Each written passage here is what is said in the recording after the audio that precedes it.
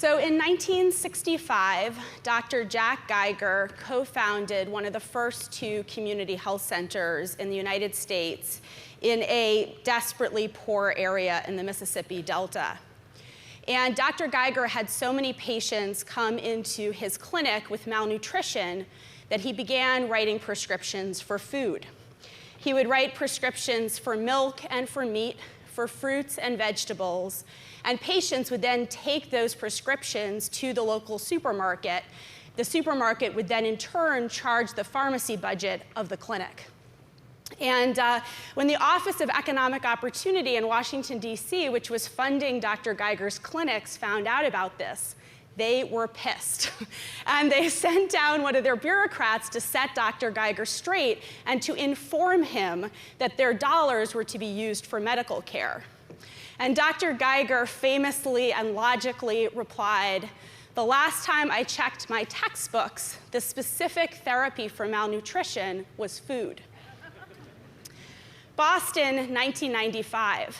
I walk into the chaotic, busy waiting room of an urban clinic in Boston, Massachusetts, the epicenter of some of the fanciest and most expensive healthcare in the world.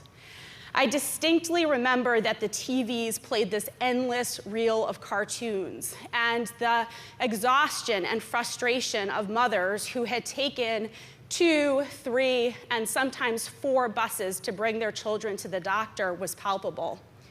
The doctors, it seemed, never really had enough time for their patients. And over the course of 6 months, I would corner them in the hallway as they were wolfing down their lunches or writing notes in the medical record. And I would say to them, if you had unlimited resources, what's the one thing you would give your patients? And I heard the same story again and again, a story that we have heard hundreds of times since then. The doctors would say, every day, I have kids that come into the clinic, kid has an ear infection or an asthma exacerbation, and I provide antibiotics or an inhaler. But I know that the real issue is there is no food at home. I know that the real issue is that this family is living in a car, and I don't ask about those issues because there's nothing I can do. They would say, I have 13 minutes with each patient. The patients are piling up in the waiting room. I have no idea where the nearest food pantry is. I was not trained to do this, and I have no capacity to help me with it.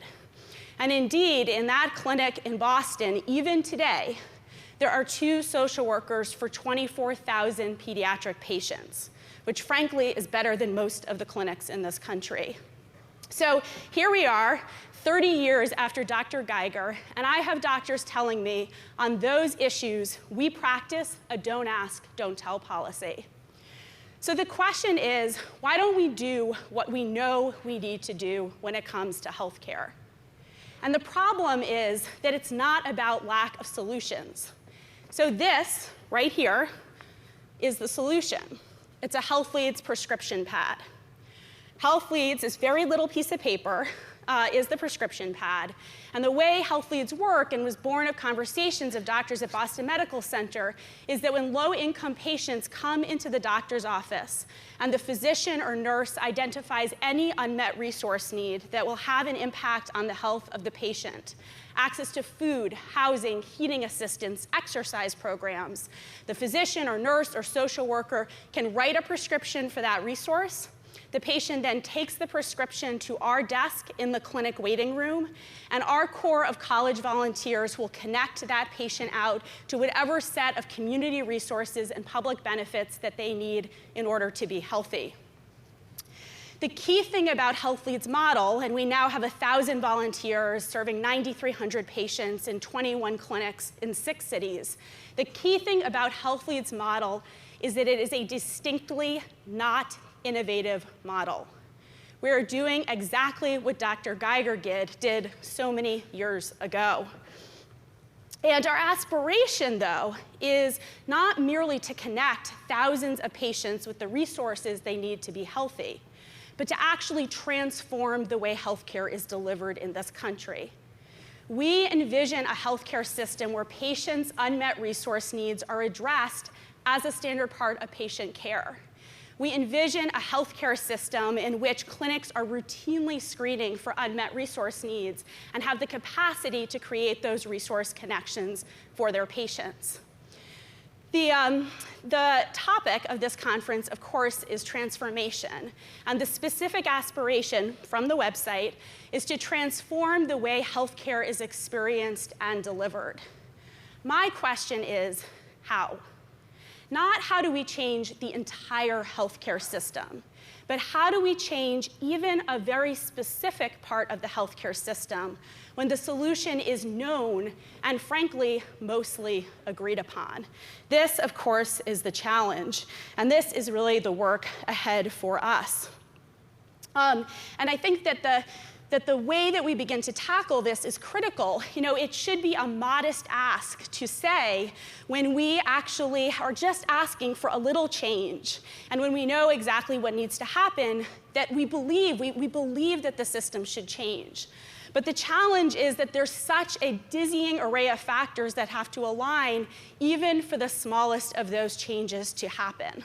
So I will be the first to assert that I do not know the answer to this question, but I do know that Health Leads is deep in the work of trying to understand it. And what I wanted to share today was just a few learnings, early learnings, things that we didn't know but now know and know really, really well. So the first learning is the old Army adage, amateurs talk strategy, professionals talk about logistics. Or as one of my mentors says, vision does not change the world, execution does. And it's true, there's no systematic change, there's no transformative change without the frankly sort of grueling and sometimes incredibly tedious work of getting things done. So why don't clinics in this country screen for resource needs the way Dr. Geiger envisioned so many years ago? Well, one reason is, who's going to do it? I mean, the doctors are totally swamped, the nurses are harried, the social workers are completely underwater. And this was the very challenge we faced when Health Leads launched in the Harriet Lane Clinic, which is the primary care clinic at Johns Hopkins Medical Center.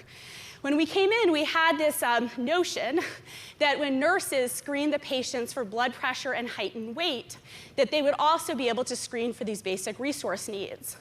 But what we found is the nurses just didn't do it. And thankfully, there was an incredibly creative and fiercely tenacious director of this clinic who said, we are going to staple this resource screen to the front, not the back, but the front of the patient's billing sheet, because I can tell you that is the one piece of paper this hospital will never lose. And it worked. Take Harlem Hospital Center in New York. We finally persuaded the chair of pediatrics there to integrate Health Leads into the electronic medical record. So our local staff set up a meeting with the IT department to work through the technical details. And the IT department didn't show up for the first meeting. Well, the IT department also didn't show up for the next 12 meetings. But the 13th time, our local staff, for reasons that are totally mysterious to me, showed up, and the IT guy showed up. And on the spot, the IT guy recoded the Harlem Hospital Center electronic medical record, so it now has the capability that every time a patient comes in with 3 asthma-related visits in the past month, elevated BMI, or elevated hemoglobin A1C, the EMR now automatically generates a prescription for Health Leads. So it's these kinds of totally unglamorous tactics and intensively operational leadership that really lines the path to systemic change. Okay, lesson number 2. Lesson number 2 is the entrepreneur's dance between how do you move your product to meet the market and at the same time use your product to evolve the market? So here's an example.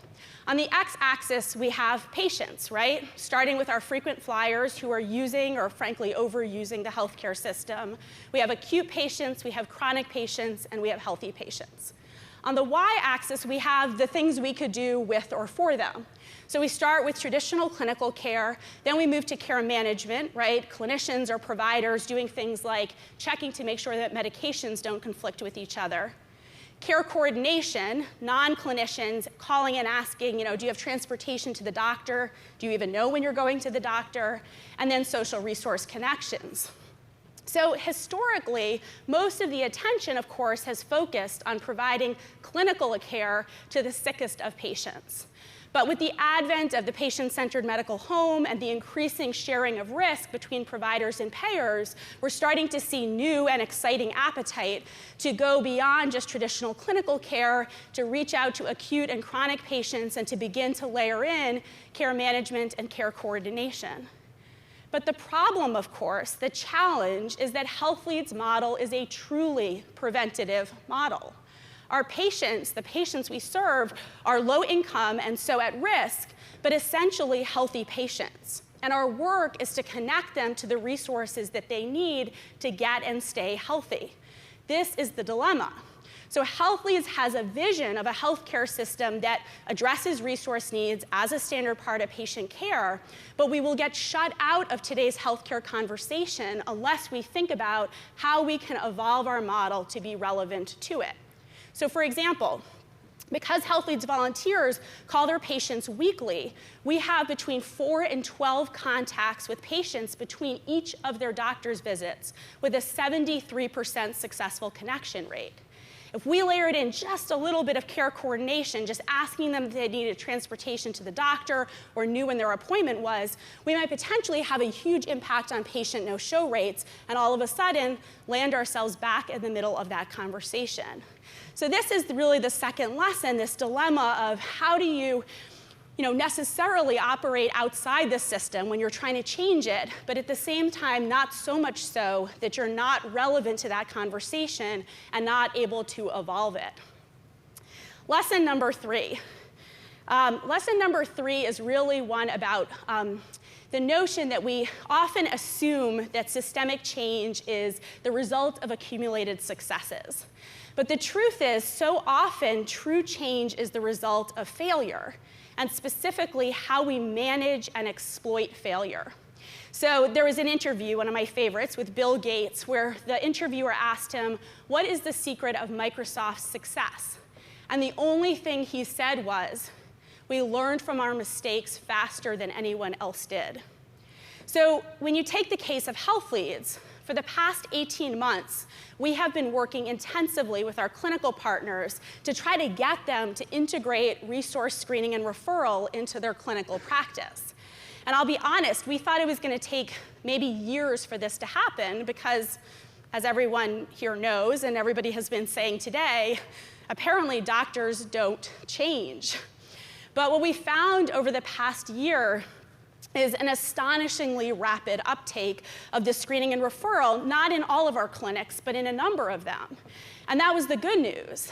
The bad news, though, was we ended up serving 2,000 more clients than we had anticipated, and for the first time in the history of the organization, had a waiting list.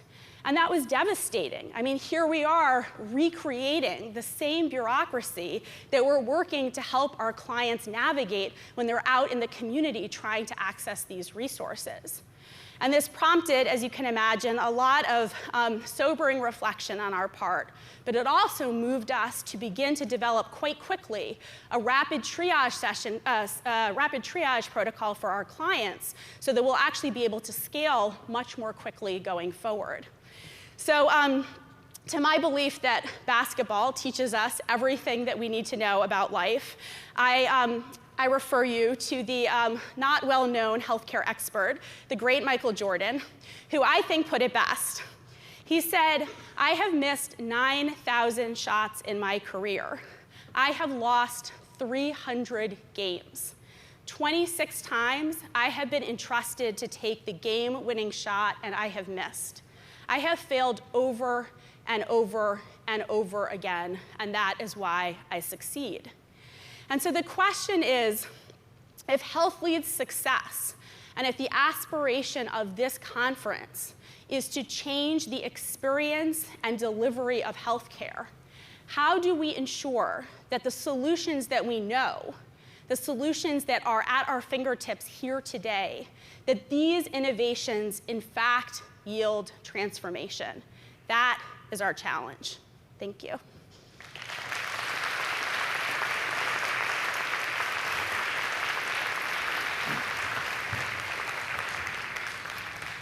Rebecca, Onie, that is so exciting. And as a sort of personal question, you're trained as a lawyer, right?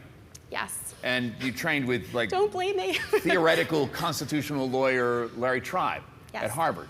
I know Larry Tribe. I mean, what did he think of your interest in this logistics when Larry is way up in the constitutional strategic clouds of the U.S. Constitution? It's a great question. So, I mean, the truthful answer is that when I left the practice of law very quickly, all of my professors, including Professor Tribe, were completely mystified. But what's interesting is 2 years ago, I got a call totally out of the blue from Professor Tribe saying that he was working to secure a new position in the Obama administration focused on access to justice.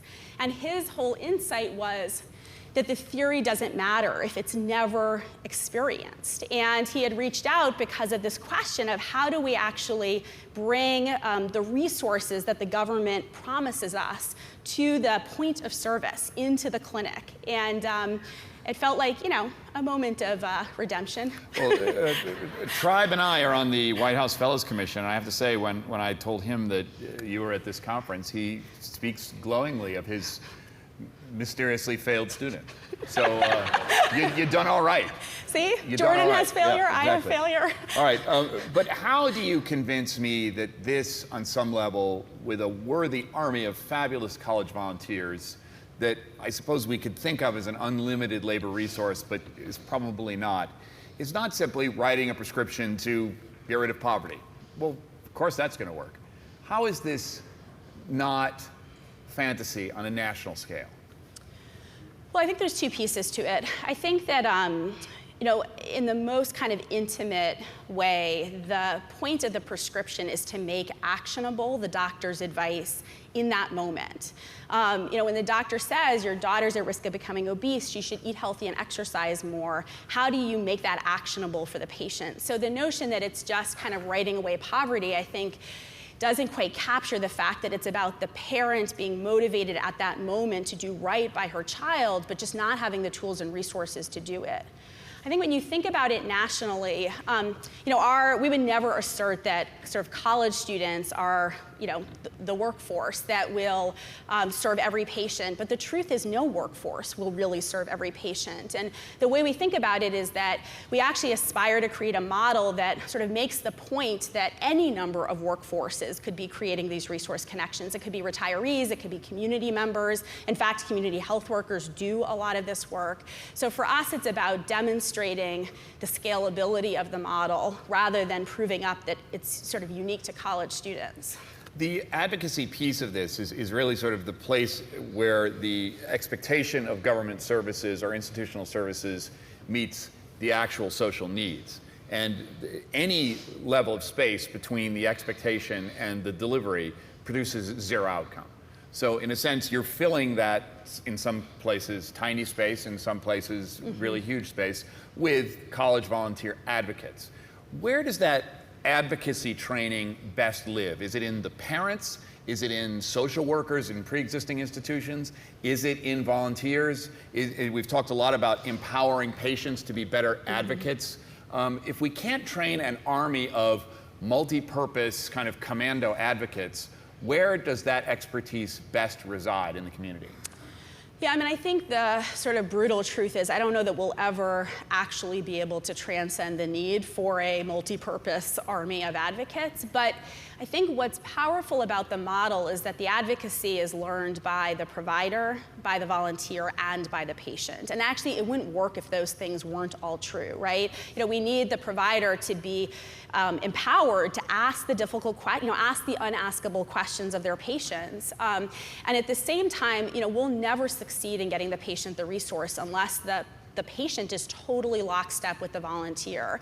And that's the way we sort of think about it, is the volunteer brings certain assets to the equation. They bring information, they bring tenacity, they bring a ton of time, and they bring a certain confidence in navigating pretty complicated systems. But the patient brings, first and foremost, a knowledge of her own family and the needs of those families, but also oftentimes just a breathtaking knowledge of her own community. And so a lot of the ways, for example, that we end up building our community resource database is because patients tell us about the resources that they're using.